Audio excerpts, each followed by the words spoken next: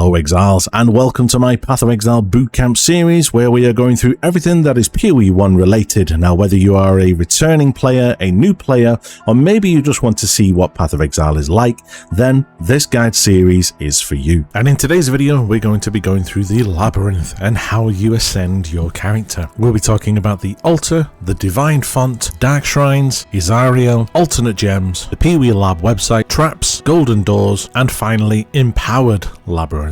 Now, before we jump into the content, I just want to say thank you for everyone that have subscribed to my channel over the last couple of months, and if you have not subscribed and you've just found the channel, then by all means throw me some support if you are enjoying these videos or this bootcamp guide series if it has helped you, or maybe it's helped somebody else. By all means throw me a subscribe and it would be greatly appreciated. With that being said, let's jump into this video. So first things first, whilst you are going through the acts, you will encounter these trials. On completion of these trials, it will then fill in a marker on this board. Once you have completed every single marker, it will then open the door to the actual Lord's Labyrinth. Now, the way to get to the Lord's Labyrinth is you will need to travel to Act 3, go to the top of the stairs, and you will see this big lady with a pair of scales. If you have completed every single trial and all the markers are completed, then the door will open and you will be able to teleport to the Aspirants Plaza. Now, within the Aspirants Plaza, that is where you can then enter the labyrinth. Now, if for any reason you have not completed any of the trials,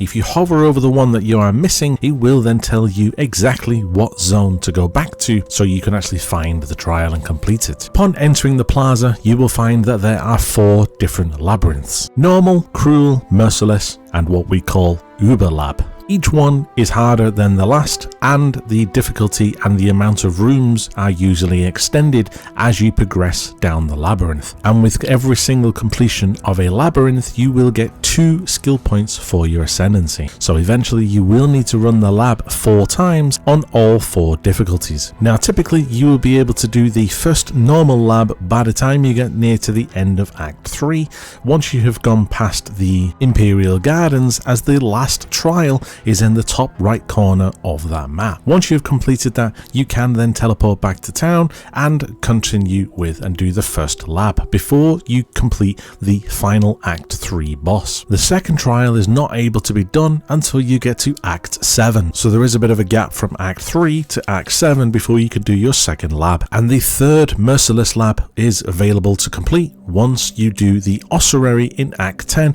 which is right before the end of the Act 10 boss. And finally, the Eternal Labyrinth, or as we call the Uber Lab, you will need to find a offering of the goddess, or you are able to just buy one from the trade market, and that is your key to entering the Uber Lab. Now that you understand how the labyrinth works in terms of where you can do them and how you can actually get to it, now let's talk about the actual labyrinth itself. Now, it is basically a series of rooms that you have to enter to get to a bit of a challenge 3 times. You have to fight Izaro through the labyrinth on 3 separate occasions. On each occasion, you will only take away 33% of his life, and then at that point, he will then descend back into his chamber of vaults. Then when you fight him again, he will take another 33% of damage, at which point then again he will descend, and then finally you can then kill him and he will then drop a series of treasure keys for the vault room at the end of the labyrinth. Now, in this final room there are a series of chests. All of these chests will contain randomized loot, whether it be items, currency, or jewelry. You have 10 boxes to choose from, but you will probably only get between 1 to 7 keys, depending on how many Darkshrines and challenges you manage to complete along the way. It is possible to obtain more keys from the divine font by sacrificing a gem, but we'll come back to that in a minute. Now, a quick word on the labyrinth is whilst you are traversing through the zone, there is a plaque at the beginning and at the end of every single zone to show you, 1, where you are and all of the exits for that zone, and then when you get to the end of that zone, it will then tell you where the door that you are stood in front of will take you, because sometimes there are between 1 to 3 doors exiting a zone, and if you take the wrong one, sometimes you can start backtracking and go the wrong way. So best thing to do is always check the plaque. Now, the green circle is where you are, and the green line is telling you where you are headed and which direction you will be going. Now, on some occasions there will be 2 paths.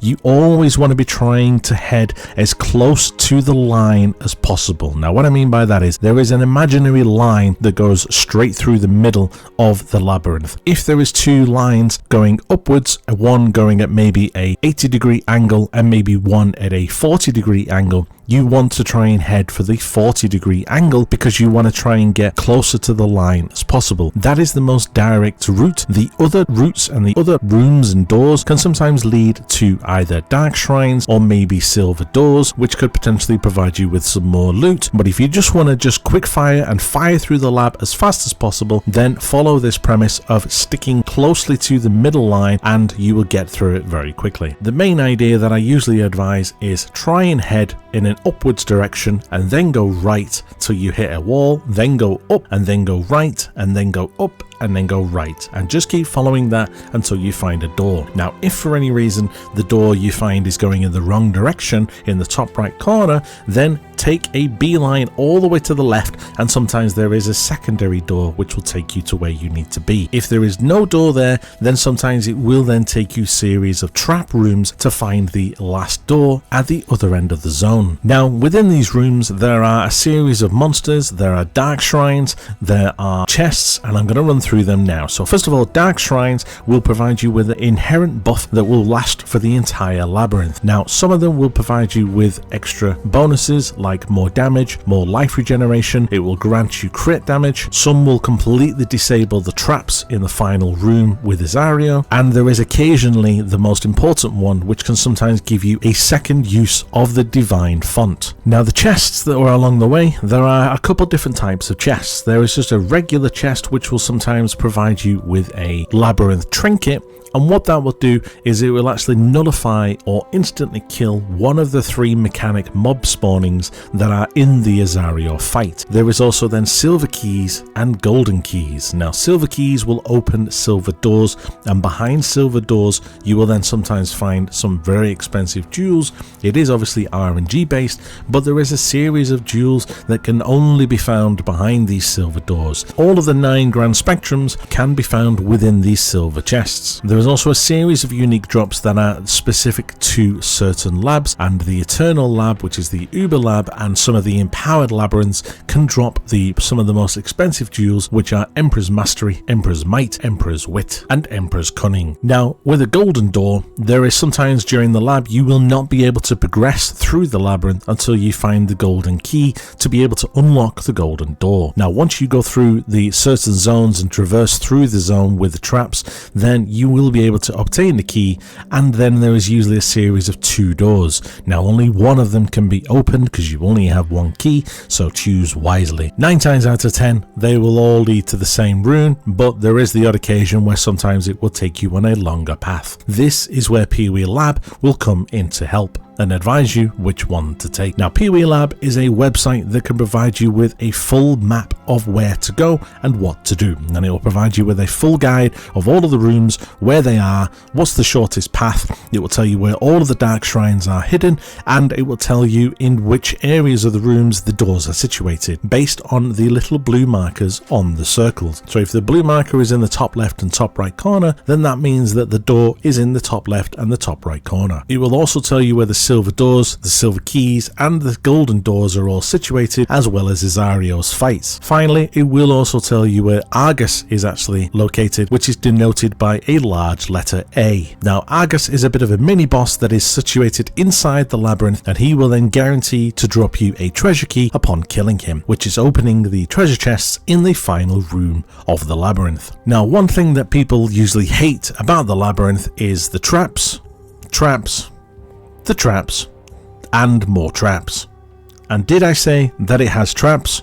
Well, it has more traps. There are a few different things and few tips that I would advise if you are dying to the traps, and that is the following. So one is on your Pantheon, there is a node that you can take that will actually provide you with life flasks as you are traversing through, and it will grant life flask charges every 3 seconds. So if you are struggling with any of those and you are running out of life flask charges, then I would advise that you take the Soul of Rislatha. That way, if you do run out of life flask charges, you can just stop for about 20 seconds and you will then gain back a couple more life charges, so you can then get through the traps safely. Second thing is, I would usually advise to swap out any main skill or any sub skills for vitality.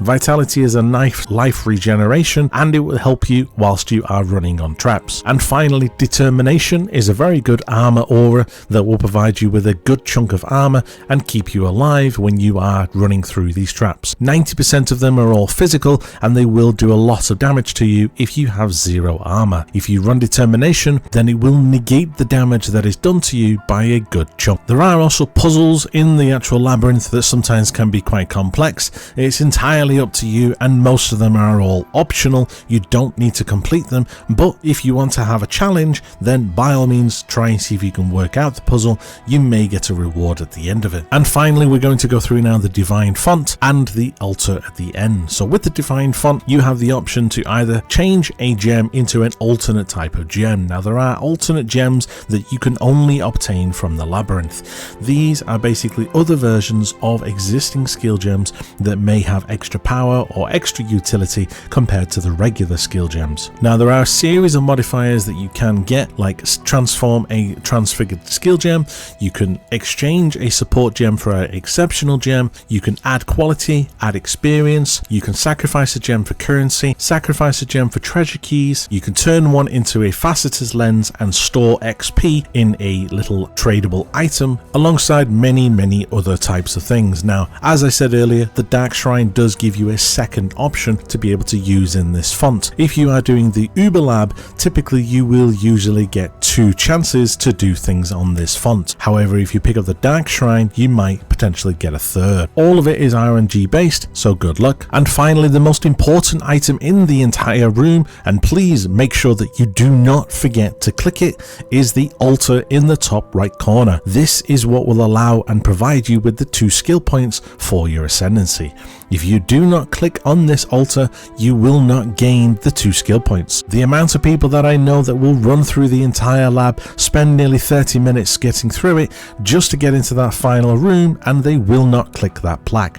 So it isn't the most important thing in the entire room is to make sure that you do touch it. Now on this, you are able to then choose which Ascendancy you want to run. If you are wanting to change Ascendancies, which is something that you are unable to do in Path of Exile 2, then all you need to do is use 40 Orbs of Regret and unspec your entire Ascendancy so that no points allocated, then walk up to the plaque and it will then give you the option to change. If you click change, you can then switch between the 3 Ascendancies that should be then available to you. Now this should still apply to the new Legacy of Pharisha League that is starting tomorrow, so for anyone that is going to be changing and wants to change character, you will not need to level up an entire character again like you do in Path of Exile 2. You will just need to run the lab once, respec your Ascendancy, and then click change, and you will be able to play a different Ascendancy as long as it is connected to that class. And then finally, the Divine Font has a series of extra options which you can only obtain via a what's called